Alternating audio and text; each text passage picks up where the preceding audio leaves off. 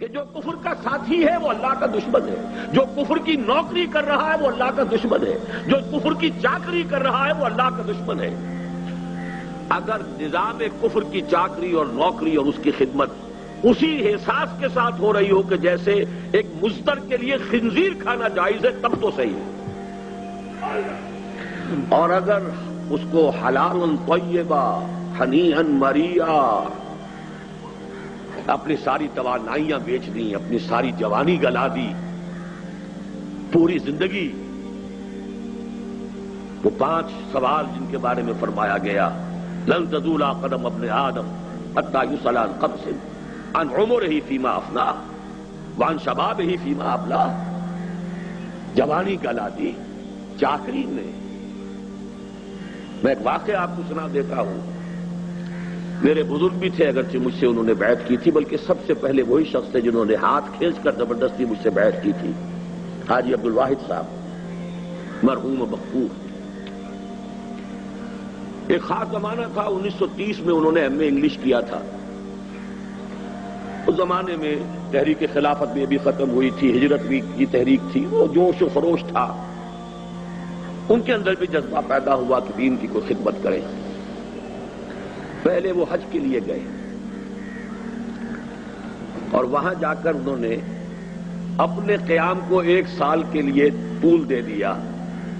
مولانا عبید اللہ سندھی رحمت اللہ علیہ وہ وہاں پر مقیم تھے، ان کی صحبت سے فیضیاب ہونے کے لیے 1 سال گئے، اگلے سال کا حج کر کے واپس آئے۔ انہوں نے مجھے واقعہ سنایا، مولانا عبید اللہ سندھی انقلابی مزاج کے آدمی، آگ بھری ہوئی ان میں۔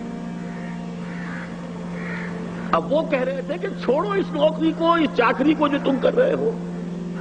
کوئٹے کا ایک بہت اعلیٰ درجے کا ہائی اسکول تھا جس کے کہ وہ اس وقت ہیڈ ماسٹر تھے، اور ڈائریکٹری وغیرہ کے لیے پروموشن ہونے والی تھی۔ انہوں نے کہا کہ حضرت یہ تو بات صحیح ہے، یہ بھی ہے وہ بھی ہے، لیکن دیکھیے جمعرات کی روٹیاں تو ہم سے نہیں کھائی جاتی، یعنی آخر معاش کے لیے کچھ کریں گے، یہ تو نہیں ہم کر سکتے۔ تو پہلا رد عمل تو ان کا یہ تھا، ہاں بھائی واقعی آپ کی بات صحیح ہے، بہت صحیح کہہ رہے ہیں آپ، جمعرات کی روٹیاں کھا کر کیسے آدمی کام کرے۔ اور پھر کہتے تھے وہ کہ ایسا جلال آیا ہے ان کے چہرے کے اوپر، تمہیں شرم نہیں آتی انگریز کی حکومت کی چاکری کر کے کھانا، یہ تمہیں بڑا حلال و طیب نظر آتا ہے، اور مسلمان اپنا پیٹ کاٹ کر تمہیں روٹی دے تو وہ تمہیں حرام نظر آتا ہے۔ تقابل تو کرو، انگریزی پڑھا رہے، تنخواہ لے رہے، انگریزوں کے لیے کلرک پیدا کر رہے ہیں، ان کی گاڑی کے اندر گھوڑوں کی طرح جت کر اور اس سے تنخواہیں لینا باعزت روزی ہے۔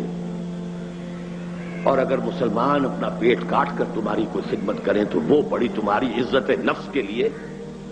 بڑا چیلنج ہے، بڑی فرق تو صرف سوچ کا ہے، حقیقت منکشف نہ ہو تو بات اور ہے، ورنہ کتنی سامنے کی بات ہے۔ یا ایھا الذین آمنوا قوا انفسکم واہلیکم نارا وقودھا الناس والحجارہ یا ایھا الذین آمنوا لا تتخذوا آباءکم واخوانکم اولیاء ان استحبوا الکفر علی الایمان۔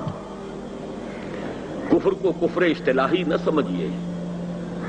نظام کفر کے ساتھ ہم آہنگی کفر ہے، باغیوں کے ساتھ روابط اور مراسم بغاوت ہے، یہ سب اللہ کے خلاف بغاوت ہے دنیا میں۔ آپ اس کی چاکری کر رہے ہیں، اس کی نوکری کر رہے ہیں، آسائشوں کے لیے، آرام کے لیے، عیش کے لیے،